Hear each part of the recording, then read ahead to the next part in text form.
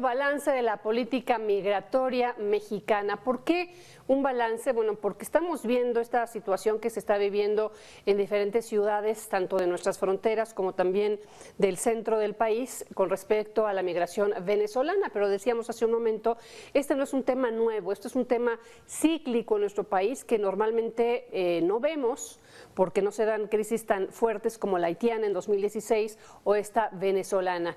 Pero es una situación que verdaderamente es una bomba de tiempo constante en nuestro país. Si uno lee el tema o la definición de la política migratoria mexicana, habla de una política soberana y una política apegada al respeto a los derechos humanos.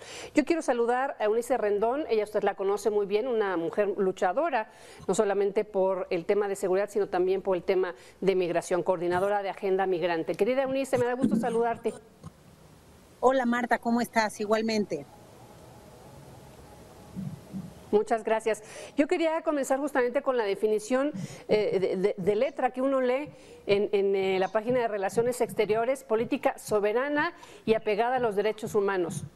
Mi postura es que ninguna de las dos es real, pero queremos un especialista como tú que nos diga, de acuerdo a tu experiencia, a tu trabajo diario con los migrantes, ¿qué es lo que dices de esta definición? ¿Es soberana en realidad? Bueno, creo que en el caso mexicano, y tampoco es nuevo, Marta, como tú ya decías, siempre ha habido una relación asimétrica con Estados Unidos, en donde sí hay una constante presión en diversos temas, pero en los últimos años particularmente en el tema migrante, ¿no? Entonces, bueno, pues sí, a lo mejor en algunas cuestiones decisiones soberanas, o soberanamente estamos haciendo lo que ellos nos piden, pero finalmente sí creo que hay una presión y hay una relación asimétrica.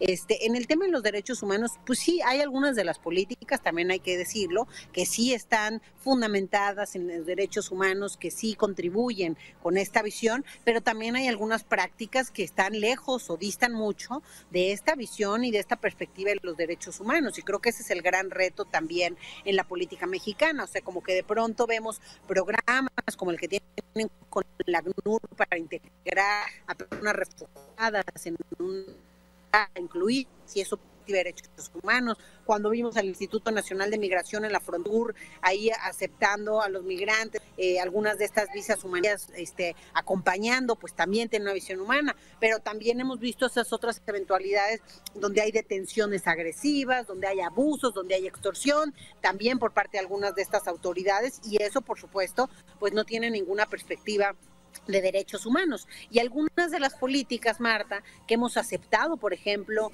en el marco bilateral con Estados Unidos, bueno, pues no tienen tampoco esa perspectiva de derechos humanos. Particularmente estoy hablando del programa Quédate en México, que hace un par de días se terminó por fin, y del título 42, esta política que, pues con el pretexto de la pandemia, nos deporta a básicamente los que ellos quieren, ¿no? Sin ningún proceso legal y formal de deportación, una deportación expedita básicamente, y eso es violatorio a los derechos humanos y lo está aceptando México y Estados Unidos, y ahí ambos países están violentando pues estos derechos y esta perspectiva. Sí, que si uno analiza esto que acabas de mencionar, tanto el fin del Quédate en México, instaurada por Donald Trump en 2019, como este título 42 y este acuerdo que anunciaron el pasado 12 de octubre México y Estados Unidos, pues uno dice, pues se acaba, pero finalmente se acaba. La verdad es que me parece que las cosas son simulación, Eunice, porque México sigue siendo un país de contención. Vemos la situación que se da desde el ingreso de los migrantes en la frontera sur, la vejación, los maltratos a lo largo del territorio mexicano y lo que sucede en las fronteras norte, ¿no? En donde están ahí. Finalmente México me parece que está atado de manos, o por lo menos las políticas migratorias y la posición de México carece de una facultad de negociación con Estados Unidos.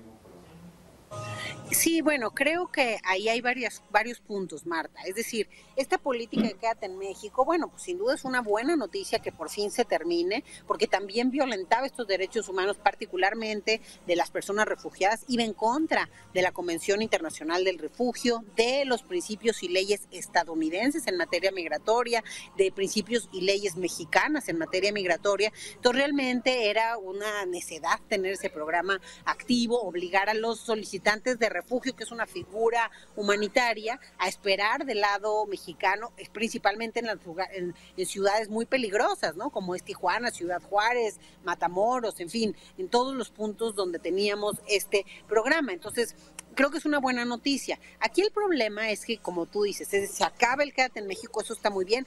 Ya los solicitantes de refugio que estaban esperando este lado ya están pasando a Estados Unidos y finalmente van a seguir sus procesos de aquel lado como mandata la ley y la norma y compromiso internacional.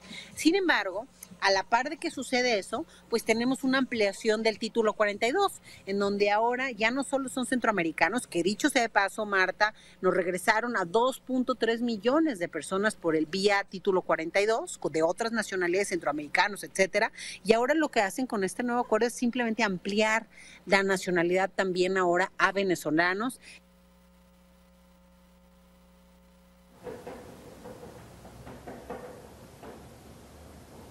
Dejamos de escuchar a Eunice Rendón, tratemos de restablecer. Eunice, ¿me escuchas? Sí.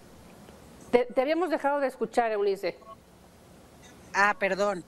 Pues nada más decía que aquí el tema es esta ampliación del título 42, pues sin duda va a poner en jaque, ya está poniendo en jaque a las autoridades en la frontera, a los albergues en la frontera. Nos han regresado cientos de venezolanos cada día a partir del 12 de octubre, cientos por cada uno de los puntos, entre 150 y 200 por cada uno de los 5 puntos que se decidió para esto.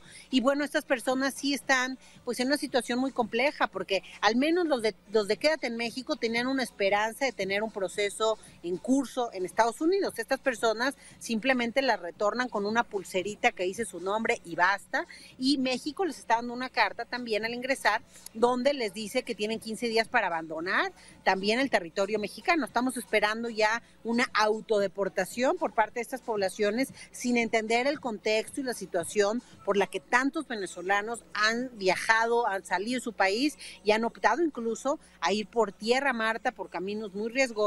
Esto también hay que decirlo, ante la visa que México le impuso a los venezolanos a partir de enero de este año, que pues nadie cumple con los requisitos de la visa, que es mostrar pues un patrimonio muy por encima de lo que hoy los venezolanos tienen, y por eso es que han optado a viajar por tierra con una situación compleja. Marta, me tocó verlos en Tijuana, me tocó verlos en la Ciudad de México, y pues son familias, muchos de ellos me contaban que pues no tenían ni para comer en su país, otros estaban amenazados, otros también había persecución política, en fin. Entonces realmente vienen de una situación muy desafortunada, y lo más triste, Marta, creo que hoy no hay una respuesta pues para ellos, ¿no? A pesar de estas 24,000 visas estadounidenses, bueno, eso todavía no se entiende bien cómo va a cuajar. Ahorita ya creo que 4 gentes habían llegado por esas visas, pero todos estos 150,000 migrantes que han transitado por nuestro país no van a cumplir con los requisitos para ingresar a Estados Unidos con esas visas,